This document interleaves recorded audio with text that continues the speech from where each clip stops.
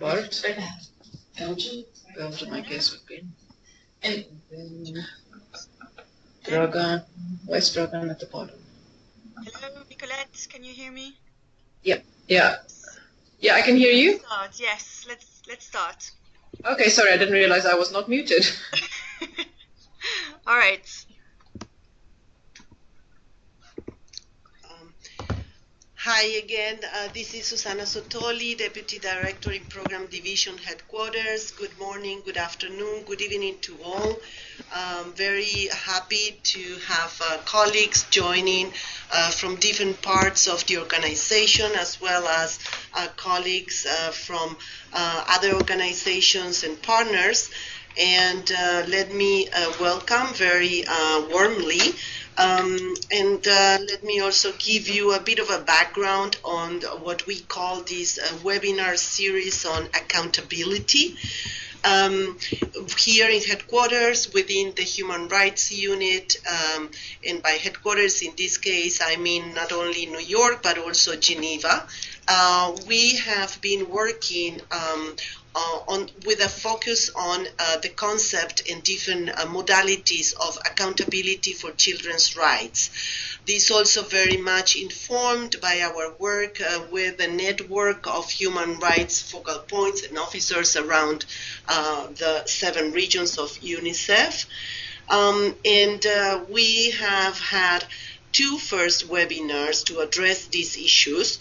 The first one, we discussed and exchanged views on the role of national human rights institutions in the monitoring process of the new Sustainable Development Goals as a way of contributing to to bridge the implementation gap between child rights and concrete implementation at the level of laws, budgets, program services. Then we focused on another way of raising accountability for children's rights, this time focusing on social accountability, people's-led accountability, different ways of people getting together and using the opportunity to push agendas for children. This time around, we would like to look at the most important, I should say, international channel for accountability and monitoring on child rights, which is the reporting process on the Convention on the Rights of the Child, and how UNICEF's country offices and national committees can strategically engage with the committee and others in order to contribute to achieving results for children. As you know, state parties to the convention are the primary duty bearers to ensure the realization of rights for children. The reporting process and eventual recommendations of the Committee on the Rights of the Child are therefore aimed at supporting them in this effort. And UNICEF is usually a key player at national level in supporting the state to fulfill its reporting obligations to the committee. But more importantly, its obligations to fulfilling the rights of the children afterwards when the committee issued recommendations. So we would like to discuss with all of you how UNICEF active and strategic engagement at various stages of the reporting process can create increased momentum and commitment on the part of various stakeholders to take concrete actions for children. In order to have this conversation, we have been we invited key actors representing different stages in the process, and all these in the background of an ongoing work that we are undertaking, which is basically revamping the guidance regarding the whole reporting process. We are trying to make it more contemporary, give it a more contemporary look, an interactive feature, online toolbox with information, tips, and case studies from around the globe.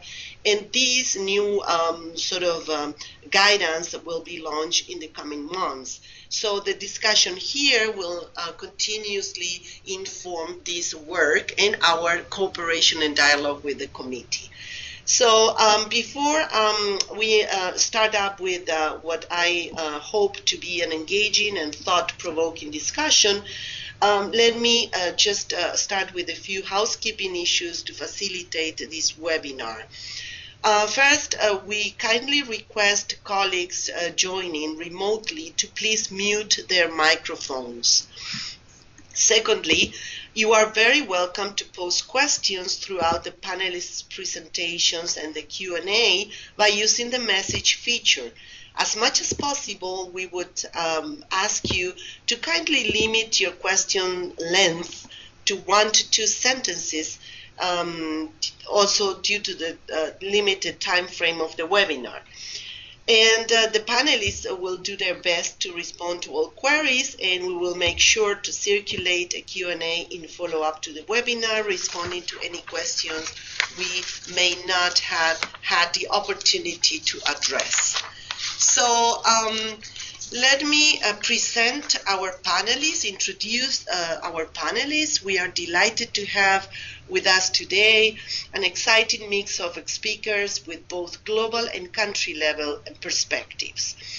First of all, let me welcome Benyam Mesmour, Chairperson of the UN Committee on the Rights of the Child. Hello, Benyam. Very pleased to have you with us. Can you hear us? I can hear you. Hello, Susanna, and hello, colleagues. Hi. Then we have Olga Isabel Izaza, Deputy Representative in the UNICEF Peru Country Office. Hola, Olga. Buenos días. Very pleased to have you with us. Hi, Susana. Hi, everyone. Thank you. Then we have Dragan Nastic, Senior Policy and Advocacy Advisor in the UNICEF NATCOM in the UK NATCOM. Hi, Dragan. Good afternoon. Hello, Susanna. Here I am. Hello, everyone. Greetings from London.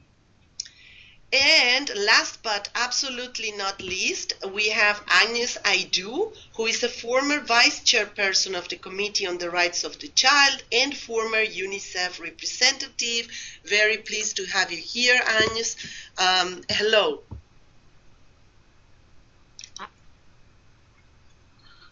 We may have lost her. She's online, but... Okay, we see she is online. She may have... Yes. Hello? So I back in line, are we? Yes. Yes. Hi, Agnes. How are you? I'm very well, Susanna. And how are you? And hello to everybody around the world for children. Thank you so much. Thank you.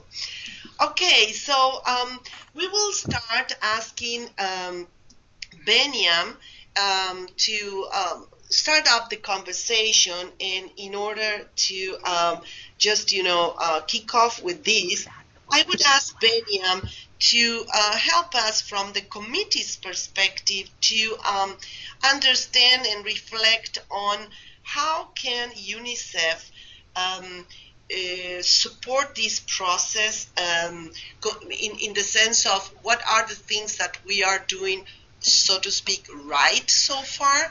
What are the areas where we could do more to support the reporting process, all the way from the initial preparation of the report and all the way back to the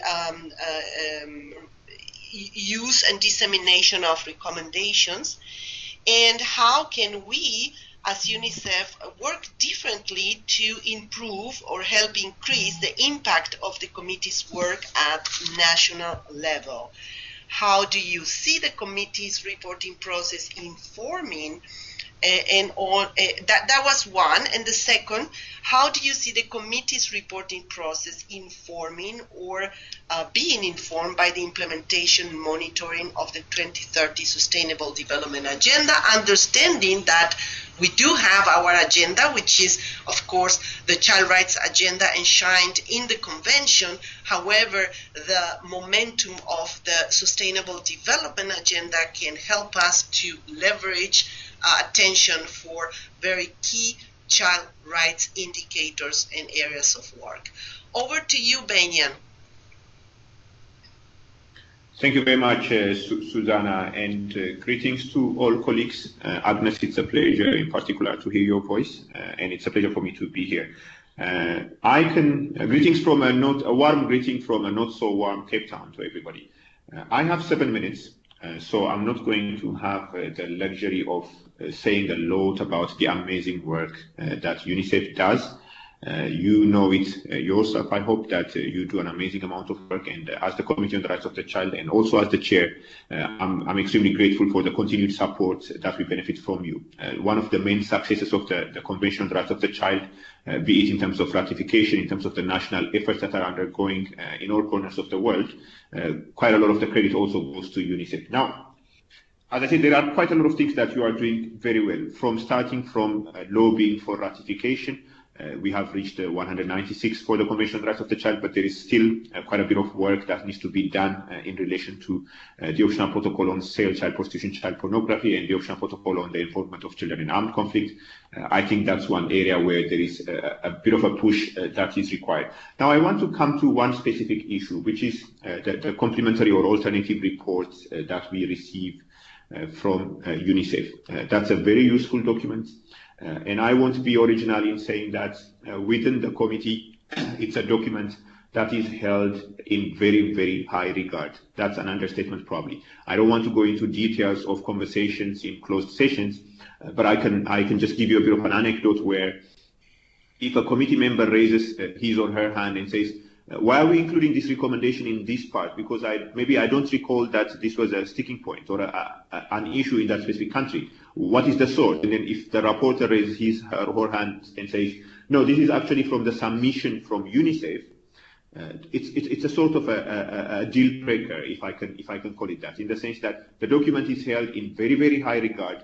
And we do believe that whatever is being provided by UNICEF as an alternative report are usually some of the main issues that are critical for that specific country. Now, having said that as a backdrop, in terms of what can be improved, you know for a fact that the quality of these reports is usually very, very high. They're very good in the majority of instances, but it's not always the case. And I think this can depend on a context by context. It could also depend on the level at which the document was prepared. It could also depend on the extent to which specific country office colleagues might have provided input to the person who's been responsible for the preparation of this document. So I think that might be one issue that might require a bit of reflection within UNICEF. But as I said, the majority of the documents, I would even say 90% of them are of a high quality.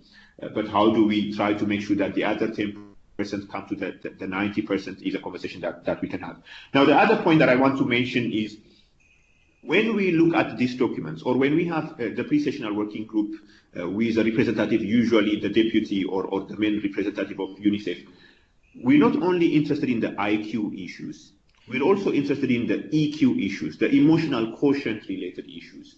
So we want to get a bit of a guidance from the representatives, and we've had it, for instance, when Iran's representative was there, when Brazil's representative was there, to tell us as a committee what the level of engagement with government is, what the issues that they believe are too sensitive to be discussed are, what the priorities we need to identify in our engagement with them. So these are not necessarily things that one might feel comfortable to put in the alternative report, but there might be issues that you might be able to draw the attention of the Committee on the Rights of the Child. And as I said, it's not just only about the IQ, it's also about the EQ. Now I want to move to some substantive issues within the framework of the alternative reports. There are instances where some provisions of the Convention on the Rights of the Child do not get adequate attention. The fairly straightforward and obvious ones that I have picked up, and I had the opportunity to go through a number of reports in preparation for this, are the provisions from Article 13, for instance, to Article 18 on the media, on freedom of expression, on freedom of association, and so forth. these are also important issues. They are civil and political rights issues.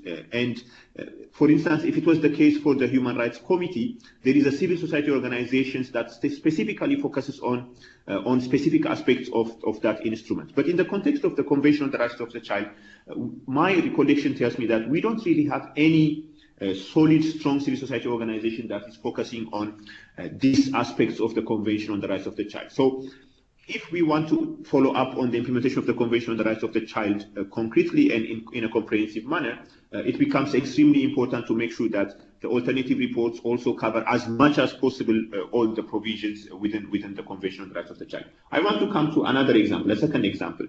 As some of you might know, through the reporting process, for initial reports, individual reports are submitted under the optional protocol on cell and the optional protocol on children in armed conflict. But for the subsequent reports, the periodic reports, the reporting from the state party integrates into the Convention on the Rights of the Child reporting both optional protocols as appropriate. Now, we have also noticed that there are a number of instances when the alternative reports from UNICEF come, they do not necessarily in adequate detail address both the optional protocol on cell, but also the optional protocol on children in armed conflict-related issues, and I think that might be another issue to draw your attention to. Now, in moving further, I want to come to the issue of WASH. We do believe, as the Committee on the Rights of the Child, that the alternative reporting to the Committee on the Rights of the Child should not just be the sole responsibility of child protection officers. It should actually be an engagement opportunity for everybody within UNICEF, so that all the other colleagues that are not necessarily child protection officers can also draw the attention of the committee to some of the issues that they are facing in the implementation. Now, I'm singling out WASH because in the majority of instances, the conversation that we have with states in relation to WASH-related issues is not couched along the lines of a child rights language. And we usually ask ourselves, how would it help if it was couched along the lines of child rights language, and how would it help to improve the situation of children's rights on the ground if it was actually anchored directly to the child rights language that is provided within the Convention on the Rights of the Child? Some other points that I just want to mention before I move to my last point is that in some instances, the conversations with states are very technical. In those instances where they might be too technical, if the alternative report has the specific part, provision, or wording of the law or the policy that is being questioned or that is being scrutinized properly, then it actually helps the committee to have a more nuanced and informed conversation with states, and it will help to close gaps where some states, very few states, will try to avoid the question and give a response to it, because the question is not necessarily being posed in a more nuanced angle, in part because the committee member who's raising that question might not have the specific reference to the legislation, what wording is being used and what issue is being questioned. Now, one other development, and I know that my 7 minutes is almost up, that I want to mention is the issue of prioritization. Within the Committee on the Rights of the Child in the last session, we've decided that we're not going to use the word prioritization because it doesn't sound good, because we don't want to prioritize among rights. So from this point onwards, I will just use the word points or issues for urgent action.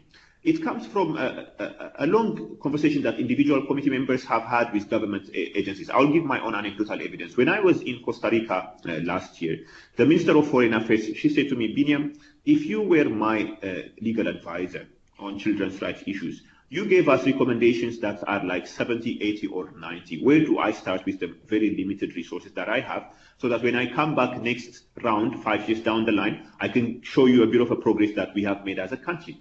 So the issues for urgent action that we are having a conversation on within the Committee on the Rights of the Child now is trying to identify 5 or 6 or 7 issues in the concluding observations that we give to states that we believe are actually issues for urgent action, that the state needs to move on them as quickly as possible, that they are, in some instances, they might be systemic issues, in some instances, they might be grave violation-related issues, in some instances, they might be structural, but also feasible and actionable, given resource limitations and to a certain extent political commitment.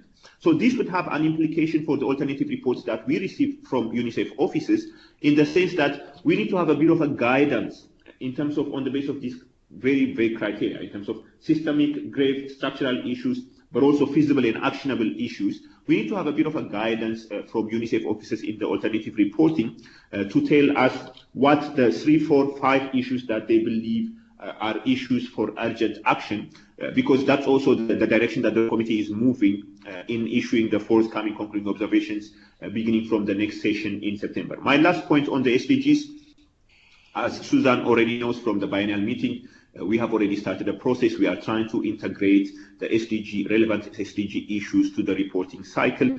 We're very excited about it. It's very early in the day in terms of how we will take it. But as some of you might have noted in some of the recent concluding observations, we have already started to include references to the SDGs. One word of caution that I want to flag here is that the reporting process is not going to serve as a monitoring process for the implementation of the SDGs. Absolutely not. We don't have the capacity. We probably do not have the mandate either. But at least we see an opportunity where there will be synergy because of the resources that will be allocated, but because of some of the references, direct references, and relevance that the SDGs have for the implementation and the realization of children's rights throughout the world. Thank you very much. Sorry for taking 2 more minutes, but over to you. Thank you so much, Benyan, and also for keeping a good track on the time and very important topics that you're raising. Hoping to begin those for the Q&A part of the discussion. Let me go directly now to Olga. Olga Isaza is the Deputy Representative in the UNICEF Country Office for Peru. Olga will kindly share the process undertaken by UNICEF Peru in the preparation of the confidential report to the committee, the strategic value of your participation in both the pre-session and the session, and the subsequent use the office is making of the committee's recommendation. So a very concrete example from a country perspective. So thank you, Olga, for being with us, and over to you. Thank you, Susana. And first of all, I want to thank you and Nicolette to have us into account to join this webinar and to present our experience from the pre-session stage until the follow-up. In order to keep the time rule, I will read my intervention, and then if you have any question, I'd be more than willing to answer them. I'll divide my presentation in 4 sections. The first one, to explain a little the context. The second one, to tell the story. I mean the action we took during the reporting process. The third one, to summarize the outcome we have already obtained. And finally, some lesson we have learned. The context we were facing at the reporting process moment were very particular for us, so I need to make a brief reference to them. During the second part of 2015 and the first semester of 2016, 2 main changes took place here in Peru.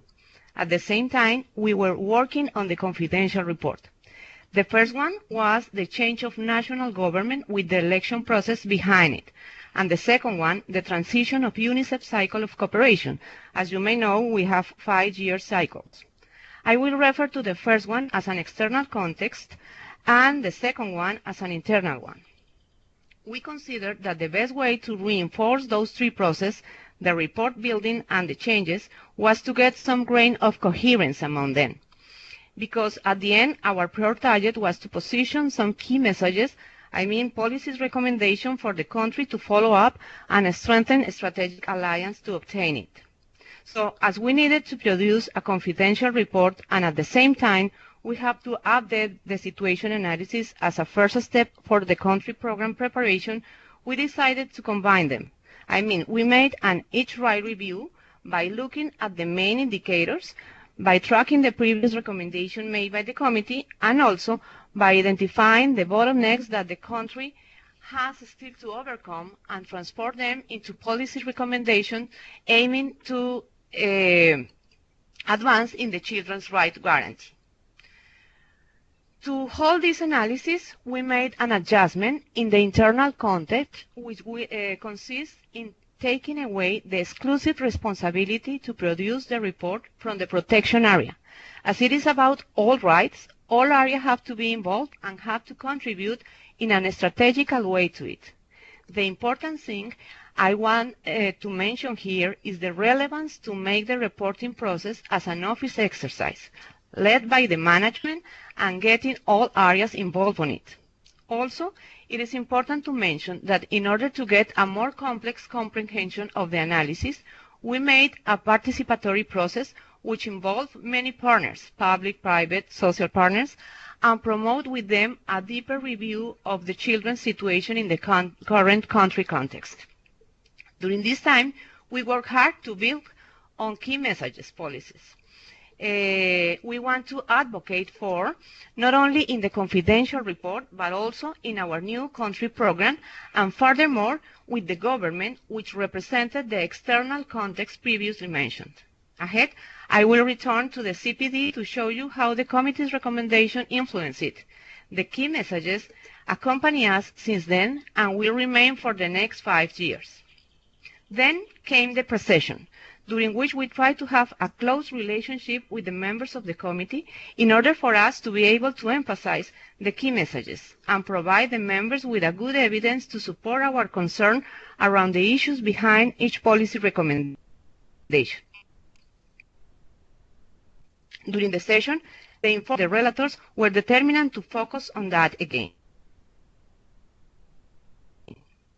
But of course, the session was an excellent opportunity to advocacy with the delegation itself, but also here with the broad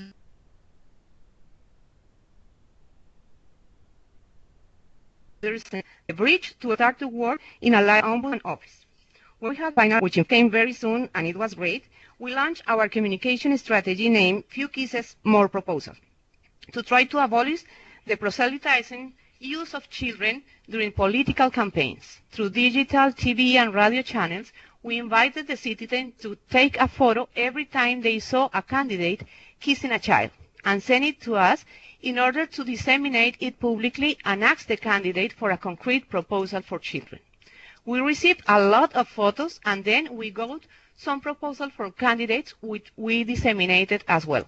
Gaston Acurio, one of the most famous Peruvian chefs around the world, and our goodwill ambassador supported the campaign and it's as a friendly face for it. At this point, I want to highlight the issue that the more than 80% of our recommendation in the confidential report were taken in, and incorporated in the committee's final recommendation, which is fantastic. The next step was to ask the candidate to sign a compromise with the key recommendation we had already received from the committee. As a result, we obtained the signatures from all the candidates, including the 2 major political forces which were in the final round. By the time, we had already made an agreement with the Ministry of Women and Vulnerable Population, which is the rectory of the policies related with children, to make a shared publication of the committee recommendation.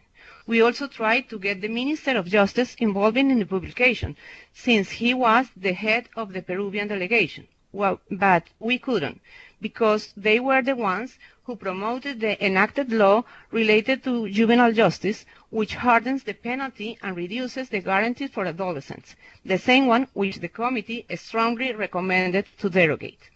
Our more recent step was to meet the members from the all new congressional caucuses and present them not only the compromise which was signed by their leader and built above the committee recommendation, but also the publication itself and the pending legislative agenda, also built with the Ombudsman on the committee's recommendation.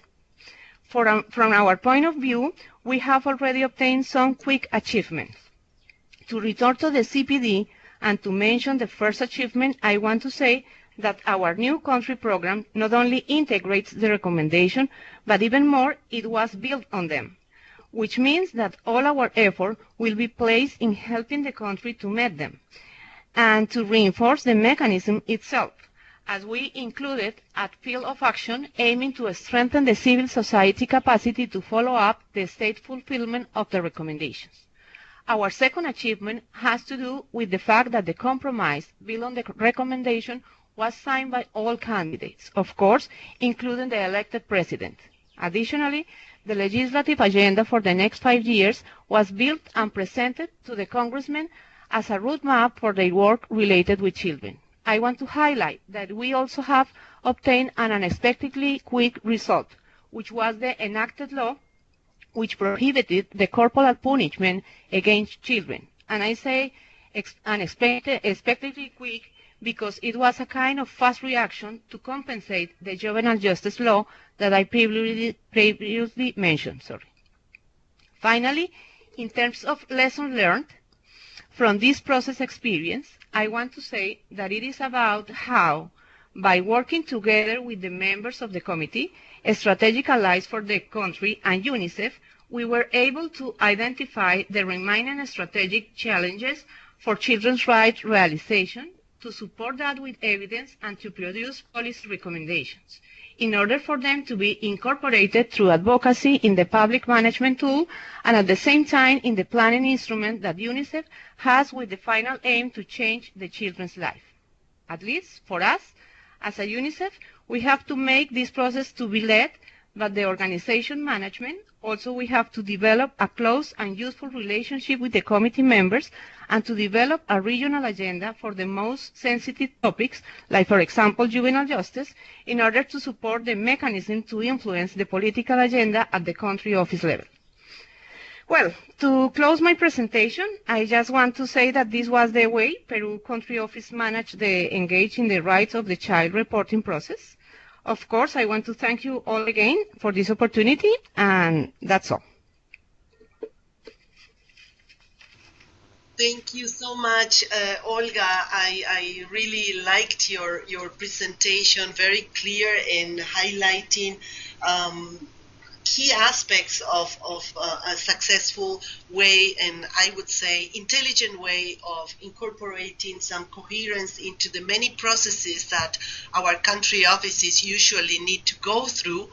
And with a bit more collaboration and strategic thinking, you can address all these processes and potentiate the results. We will get back to you later on, but thanks for now.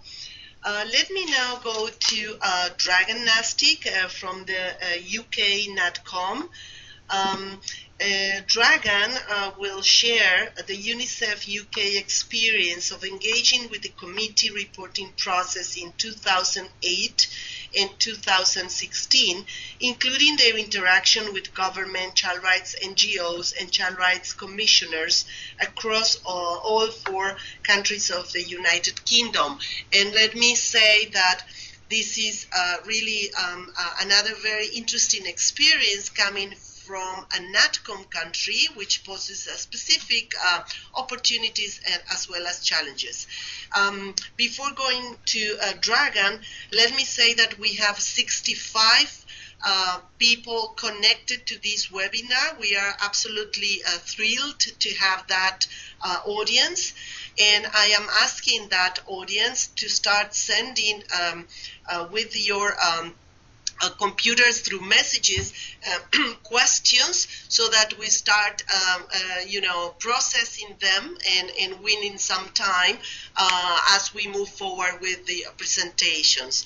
So Dragan, over to you. Thank you, Susanna. Hello everyone. I'm afraid I have no slides. You have to look at me if you can see me. I'd like to address 2 points. Why we are engaged in the CRC reporting and how we are doing it. But by way of context, as Susanna mentioned, the United Kingdom is a decentralized country. It consists of 4 nations: England, Northern Ireland, Scotland, and Wales. So there are 4 governments, and most of the areas of legislation and policy dealing with children come actually under the jurisdiction of the 4 governments, except just for defense and immigration. So UNICEF UK, through my team, the public affairs team, engages with all these 4 governments when it comes to children's lives. Also, another feature of the United Kingdom is there is a very strong child rights civil society here organized in 4 country coalitions. However, UNICEF UK is the only organization working throughout the United Kingdom, and this has implications on our work in the CRC reporting process. Why we are involved in the CRC reporting process? Well, we are part of UNICEF, and our mandate is to promote the convention and to support governments in implementation. And so here in the UK, we work together with all 4 governments, influencing them to use the convention and child rights-based approach as the framework in their legislation, policy and practice. And of course that is a challenge. But these governments, they take seriously their convention obligations and recommendations issued by the committee. So concluding observations and recommendations are an extremely important advocacy tool for UNICEF UK. One thing I would like to stress here is that for us, CRC reporting is a permanent activity. This is not linked just to submitting a report and then it's finished once the recommendations are published. We've been working from one cycle to another continuously and engaging with the governments in the implementation throughout. Now, how do we do it? We have what I would call a triple track approach. On the one hand, the most important strand of our activity, of course, is preparing a UNICEF report, which we submit via the UNICEF liaison person in Geneva. Our report, because as I said, there are so many organizations and coalitions who are involved in the reporting process, we try not to duplicate, and we don't produce a comprehensive report as alternative reports from non-governmental organizations are, but we tend to focus on 2 things in the UNICEF report. One is the general measures of implementation, and especially those that apply across the United Kingdom, things like the coordination of implementation across the country, because and also UK-wide action plan, because these are the things that nobody else covers, and there is a gap in that area. And then the second thing is we focus on priorities in our advocacy work, things like refugee, children and child rights education, and also major gaps when it comes to the implementation in the UK. Our second channel of activity is working together with the 4 governments and supporting them. And as I said, this is a permanent activity. It involves various forms, from informal training of the officials, including preparing them for the reporting process itself, and then working together with them on the preparation of the government report, and after that working together with them on producing an action plan and then implementing it. We do that in 2 forms, either bilaterally, and we have a close and a good relationship with all 4 governments. But we also join stakeholder forums that these governments have with other partners. And then the last strand of our activity in the reporting process is to work together with non-governmental organizations. We sit on the boards of the 3 coalitions in England, Scotland and Wales, so we take part in the production of their reports. Because of the decentralization of the country, we also facilitate the contact and collaboration between the 4 coalitions. So for instance, before the last examination meeting in June, we organized 2 meetings amongst all 4 coalitions to coordinate their approach for the pre-session and then also for the examination meeting. And finally, we attend the examination session itself. We sit behind the UNICEF seat and we engaged with the members of the UN committee. We have been involved in the CRC reporting twice now. We reckon it has been a great success. Both times we managed to obtain very strong and good recommendations, fully reflecting our priorities and our position, and even UNICEF being mentioned in a couple of them.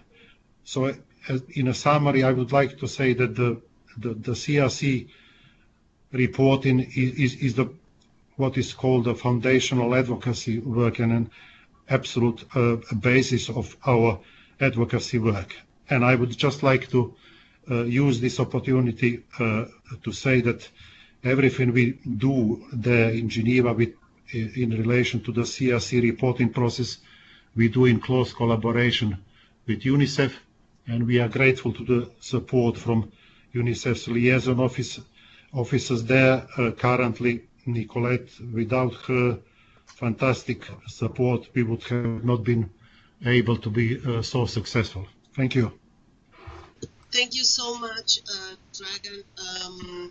Yes, indeed, you are pointing out to a very, very important issue regarding the whole process.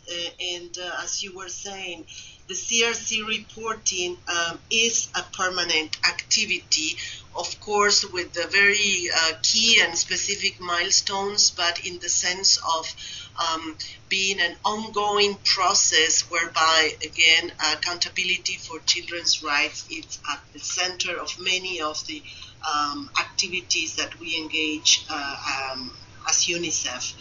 Let me now continue asking you to keep on sending questions. We are receiving a couple of them, and that's very good. And also let me mention that I am grateful for the colleagues in the Human Rights Unit for organizing this webinar, particularly Nicolette Moody in Geneva. She is the face of our team when you come to Geneva for all things regarding the committee. But also here, Mitra Motlak and Nicola Brandt in New York. The two are also part of this team working in things related to treaty bodies, etc. So let's go now to Agnes Akosua-Aidu. She is a former vice chairperson and rapporteur of the Committee on the Rights of the Child, and also served as UNICEF representative in Tanzania. Among many other responsibilities that she had in UNICEF and beyond UNICEF. She will kindly provide us with her perspective on how UNICEF can strategically use the committee reporting process, including in influencing country program planning processes. So thank you, Agnes, for being with us, and over to you. Thank you very much, Susanna. And good morning, good afternoon, good evening to everyone again. Can you hear us, Agnes? Let's say that. I can hear you. She's not there. Agnes, can you hear us? I can hear you. Can you hear me? Okay. While we try to reconnect Agnes, and I'm sorry because we are having apparently you can hear. Maybe glitch. I think that I can hear you. Oh, yes, now we can hear you as well. Thank you so much. All right. Thank you very much, everyone. I think for me, UNICEF must be seen as not only a privileged partner of the Committee on the Rights of the Child because of its special mention in the Convention, but it's also a strategic partner because of its near global presence in support of children's rights and well-being. I think there are some, I will be sort of brief if I can, because a lot has been said already. I think there are strategic areas relevant to UNICEF's inputs in the CRC implementation and reporting process. And these perhaps can be looked at two levels, viewed two levels. One is the level of overarching issues pertaining to the reporting, implementation and reporting. And the other is the specific implementation and reporting areas that may come up with specific countries. The overarching areas, I have identified three, there may be more. Advocacy. Advocacy to spread knowledge of the convention itself and the optional protocols, and advocacy to mobilize support across sectors, branches of government, development partners, NGOs, everyone who is a stakeholder in children's well-being in a given country. UNICEF has unique opportunities and considerable capacities in such advocacy. And I think the advocacy context is now enhanced because of the Sustainable Development Goals. However, I agree with Benyam that there should be synergy and not a replacement or a merger, as it were, because the implementation of the convention is an ongoing process as long as there are children who must be given priority. So any global program or strategy that comes up must take into account children's priority, children's rights, children's needs and well-being. And that's how I see the SDGs, including the specific provisions in the SDGs that pertain to children.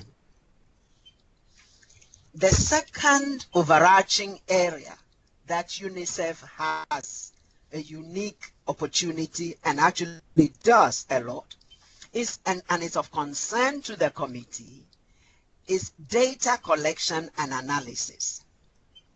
UNICEF has many opportunities to use the convention as a reference point, as well as the specific recommendations of the committee in the concluding observations on data for particular countries when they are doing their own research, UNICEF's own research, or when they are supporting research by others in the state parties, and they can help to develop the much needed coordinated data collection systems that the committee constantly recommends, and also in so doing help to apply both the general principles of the convention as well as the specific articles in the analysis of the data.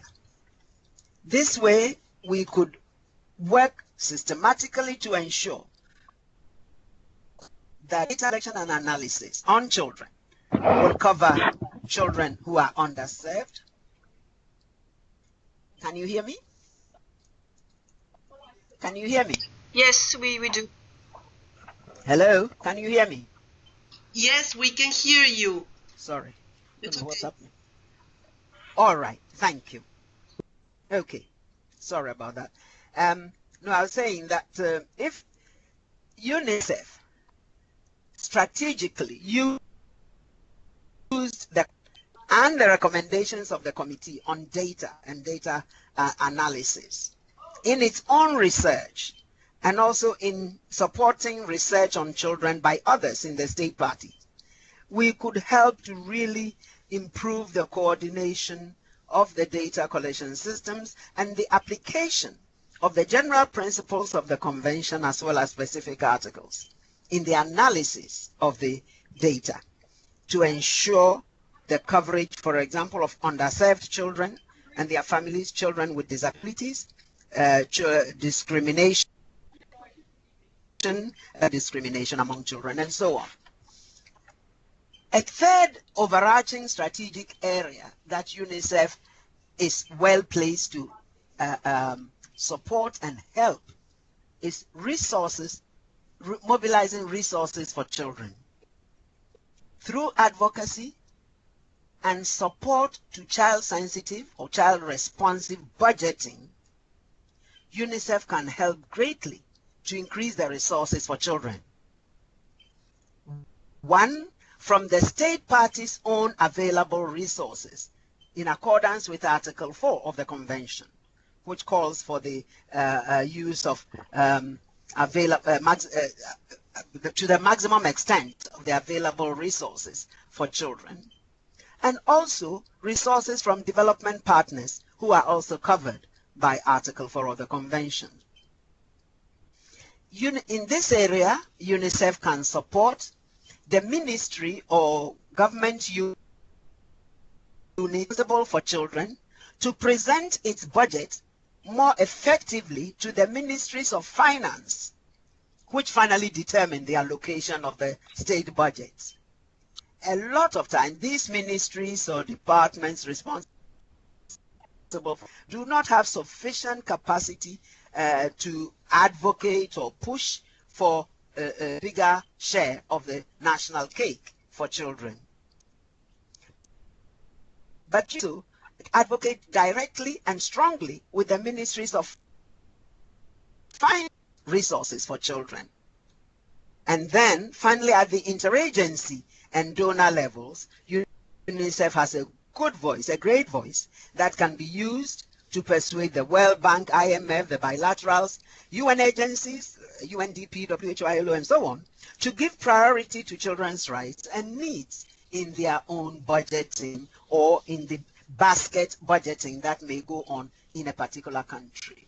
So these are three overarching areas that I see that UNICEF contributions can be very strategic, as I say, in advocacy, in data collection, and resource mobilization areas. And I know many UNICEF countries are doing this, offices are doing this.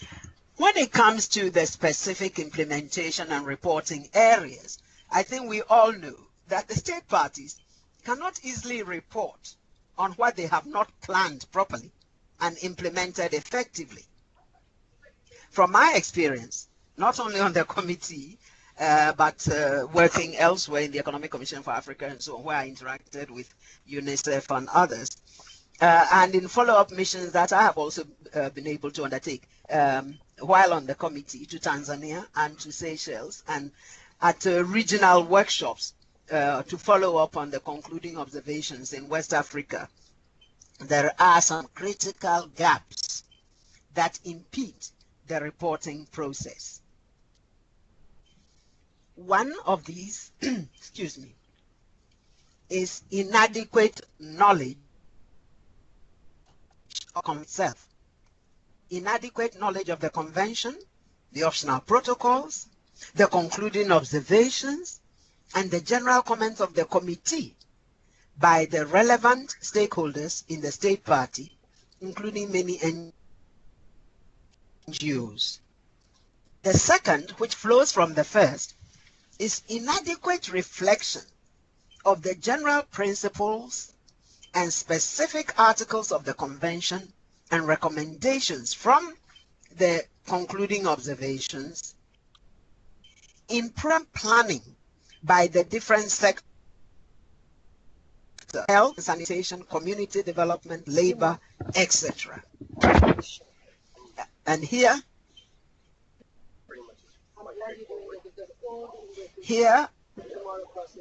I experience is interesting and instructive.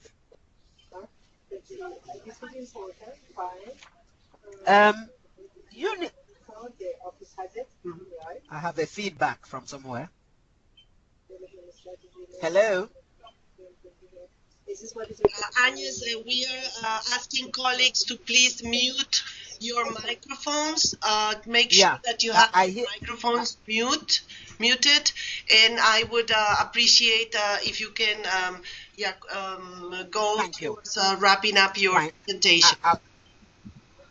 Yes, I will. Now, UNICEF has opportunities to influence all these processes from its own country programming process and take advantage to raise the awareness, to increase the knowledge and children's rights and so on.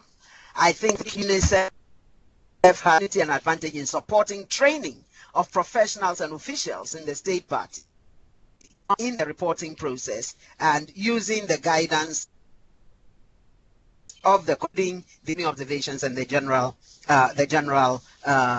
comments.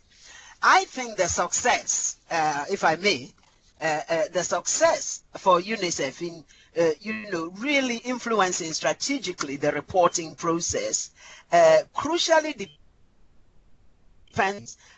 It's happening already, but I think some of these areas need to be looked at and perhaps strengthened.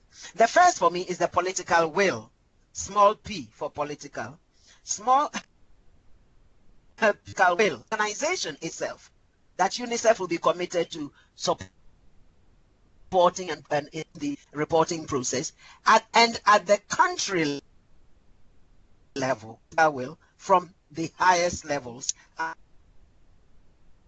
Here I have to entirely with Olga, who stated that the reporting process should be an office exercise and not a section or unit exercise. But second point for me also, and my experience, is that the knowledge and expertise of the UNICEF staff, of the convention, the concluding observations, the general comments of the committee, this has to be assured. This has to be assured that the knowledge and expertise of the staff of what they are advocating, promoting, and helping needs to be assured. And I think that, as has been said, a lot of times you find that children's rights are assigned to the section and unit for child protection, and the rest of the office stands a bit aloof. Especially, and I have a great concern about the health sector, the health section, and the water and sanitation, as Benyam has indicated. This is seen across the regions. Finally, I think closer contacts, multiple contacts between the committee and UNICEF be developed and strengthened so that they can walk in closer step and be, while being critical at each other, but ensuring that they are walking in the same direction. I thank you. Thank you so much, Agnes, and I appreciate very much your very concrete suggestions of areas of strategic value addition by UNICEF, and we can obviously notice how your experience at many levels of our organization and from the committee, it's really a rich source of concrete suggestions. So that was very, very illustrative. Thank you. Colleagues, we have been receiving questions, and I would like to go to this session of Q&A. I would ask participants to please try and address the questions in a concise way so that we have more time to raise the many questions that colleagues are asking.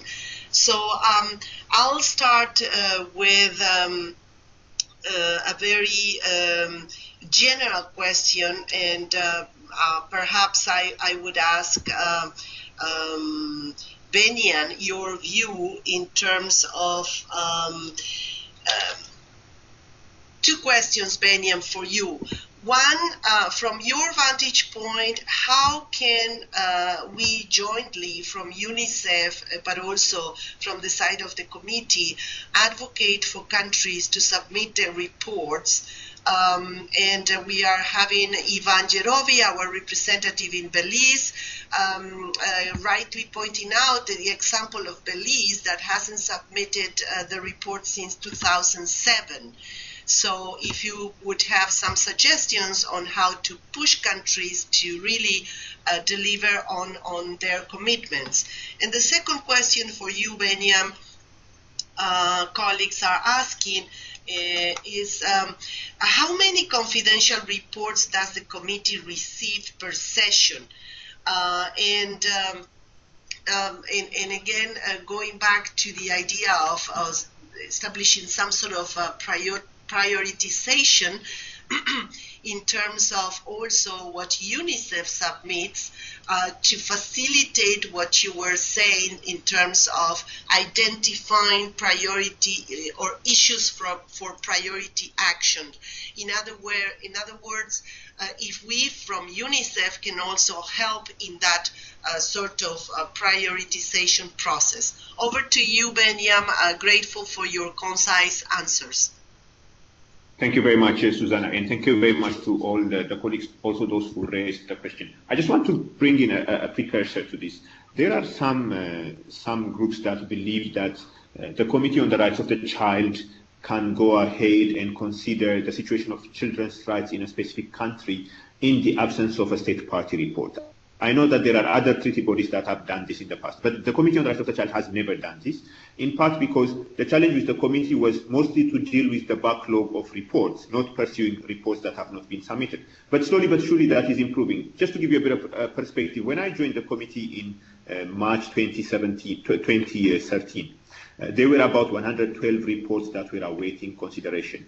Currently, now as we speak today, we're talking about roughly about 40 reports that are awaiting consideration. So that's the situation, one. Secondly, if a committee, even our committee, was to go ahead and consider the situation of children's rights in a specific country in the absence of a state party report, to a certain extent there is a concern that it will actually defeat the very purpose of a constructive dialogue.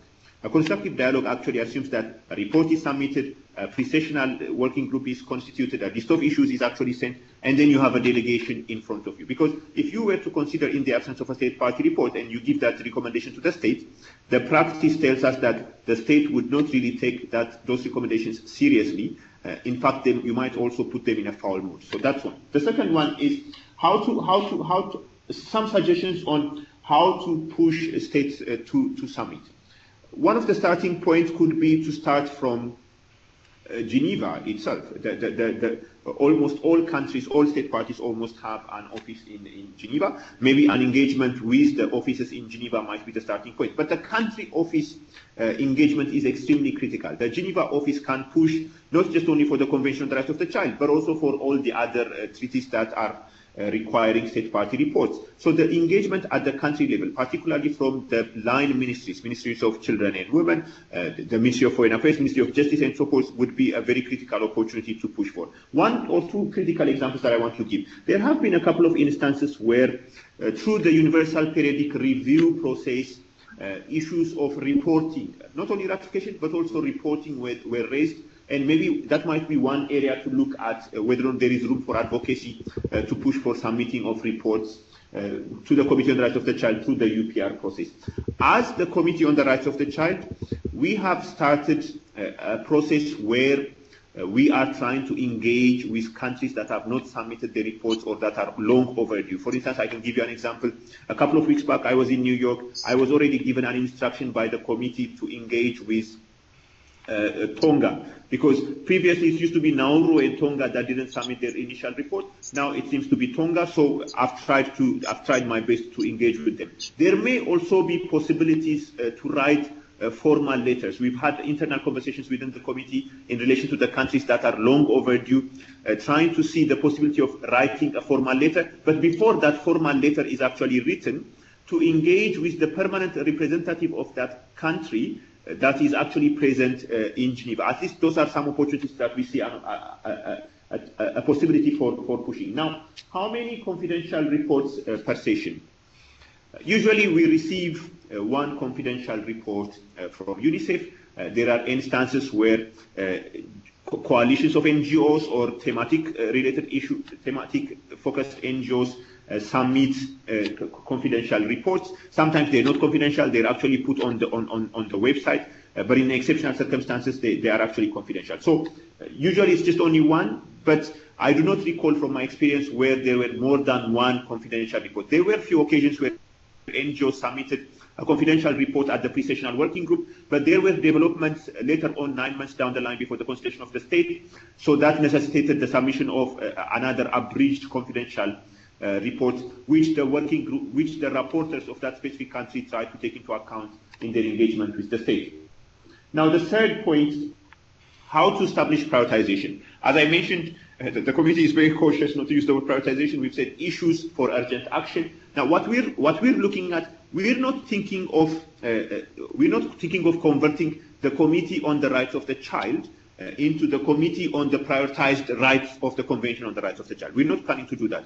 But what we are saying, from a practical point of view, it would be useful if recommendations in almost all the issues that you believe recommendations need to be provided in the alternative report are included, but within the recommendations that are provided in that alternative report, maybe 3, 4, or 5, whatever that number might be, but hopefully not more than 6 or 7, that you give us an indication where you believe that these issues, it could be in relation to birth registration, it could be in relation to the attacks in relation to children with albinism, it could be in relation to allocation of resources. But within all the recommendations that we receive through the alternative reporting, it would be good to identify the 3 to 5 urgent issues for immediate action that UNICEF believes that the state party needs to roll up its sleeves and move on with as quickly as possible. Thank you. Thank you so much, Beniam. That is very helpful. Let me go to Olga with a question. The question is, what is a good lead time for reporting? What is a good example for government counterpart? Meaning, how long do you have to plan ahead of time? And also, in your view, which agency or department or ministry would be a good counterpart for all this process, in your view? Thank you, Susana. There is no formula for it, I think. But I want to say that at least we might start to working with the government 3 months before of the confidential report. And it will be useful to involve as many ministers as possible. Here in Peru, we work with the Minister of Justice and Women and Vulnerable Population directly, but also with health, education, and so on. And as I told you, we work very close with the Ombudsman Office, and it was great and still is. So maybe involve other bodies in charge of human rights in the country is a good perspective. Thank you, Olga. Couple of questions for Dragan.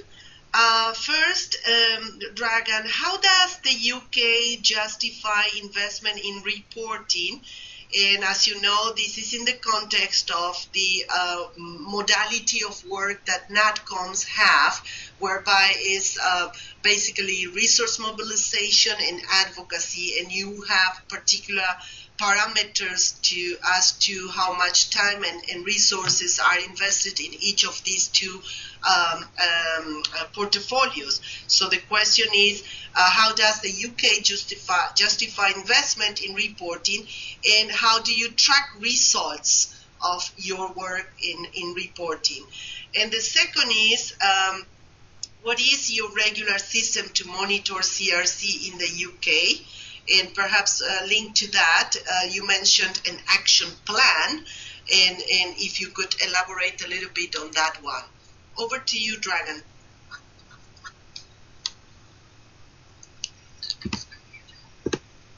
Dragan?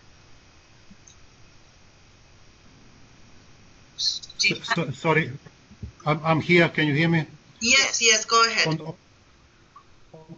On the first question, advocacy has been recognized as an activity to come from our resources, and it is part of our joint strategic plan.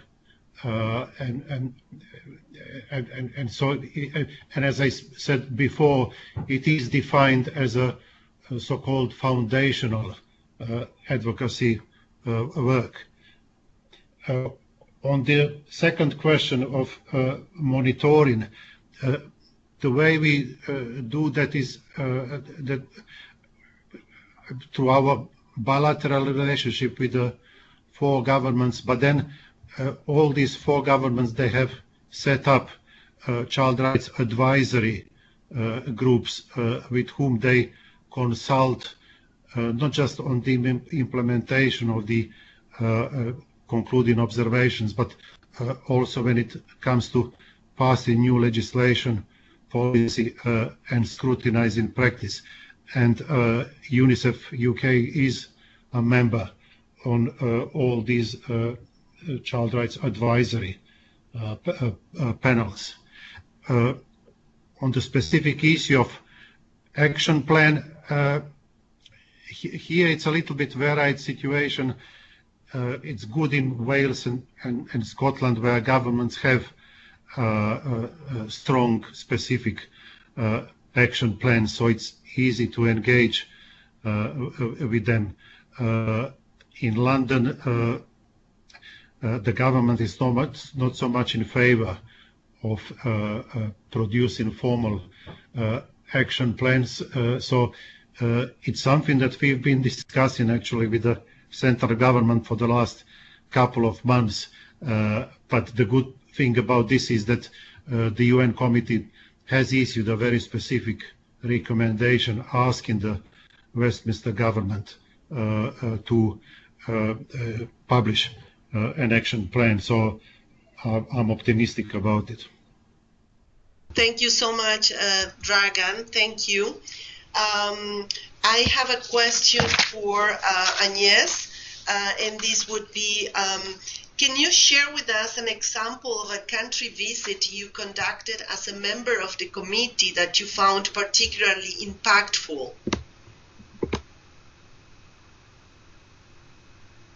Agnes, can you hear us? Yes, thank you. I can hear you. Okay. Can you hear me? Yes. Can you hear me? Go ahead, please. Okay. Yes. Right. On the committee, I undertook 2 missions, one to Tanzania 2009 and one to Seychelles 2013, together with the co-country rapporteur for these 2 countries, who was then the chairman of the committee, Mr. Jean Zamatan. In both cases, I think they were very instructive and very impactful, but I'll use the Tanzania one. In Tanzania, the UNICEF supported the mission, the travel of the mission, and helped to arrange the program.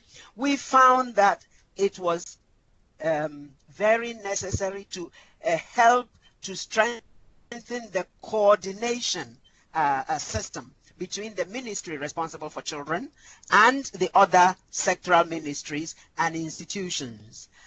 We brought them together in 2 workshops and gave presentations, did Q&As with all of them, Attorney General, Minister of Justice, people from Ministries of Foreign Affairs, Finance.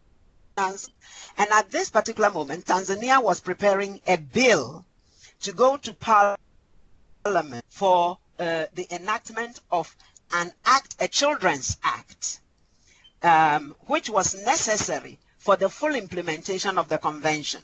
Because as you know, Tanzania is a dualistic country. Many of the countries that follow the British common law system cannot apply the convention or any international treaty directly in the country. They can't apply it in the court system, for example. They can refer to it, but they can't apply and use it as a basis for judgment and so on behalf of children. The country has to develop a domestic law that coincides with the convention. So there has to be a Children's Act. And we ran jobs for magistrates and lawyers and in 5 days in Tanzania mainland and Zanzibar, and in the end we were able to also and we guided them about the structure and the contents of the act, because Mr. Zamatan is a professor of law, and I had been a representative in Tanzania, and I know the social, economic, cultural conditions, and I could feed in some of that material. And we were able to get them a consultant, and eventually they were able to pass an act of parliament for children. I thought that was very, very helpful. If I may quickly just say, in Seychelles, which doesn't have, it's a rich country, doesn't have a UNICEF office or anything like that now, we were able to bring together the police, the military, the judiciary, and so on. Many of them had no idea what the convention was about because there had not been enough advocacy. Again, we ran workshops for them when the COBs, the concluding observations, step by step to explain and to receive their concerns and their requests for modifications of some of the recommendations, which we were able to do. So I think the country visits, if they can be organized and enough time is given and attention and preparation is given to it, you really can achieve significant changes, I think. Thank you. Yes, this is again very complete, and thank you, Agnes. Colleagues, we are about to wrap up our webinar, and I first of all would like to thank you all for your participation on your questions. Of course, the presenters, very important to. We see that more questions are coming, and we are going to follow up bilaterally with some of the questions, particularly our colleague Nicolette from Geneva will address the questions. Some of them will definitely be answered through the guideline that I mentioned at the beginning in terms of the very concrete ways that we can now engage with the committee and some other treaty bodies. We are taking your questions, your experiences into account to make it as useful and concrete as possible. Let me just perhaps to finalize highlight a couple of points that our presenters and through your questions were made during this discussion. First of all, with this very motivated audience, which at certain point reached 67 participants, we definitely reinforce something obvious, but very worth to point out always, that this is one of the key dimensions of our mandate. By engaging with member states in supporting the reporting process and engaging them in a way that is bridging the gap between the normative discourse and the reality of the policy making, we are indeed fulfilling one of the key aspects of our mandate as an organization. In that framework, I would like to point out what Benyan highlighted, how we can support the committee in doing their job if we do ours also in trying to highlight those issues for urgent or priority action.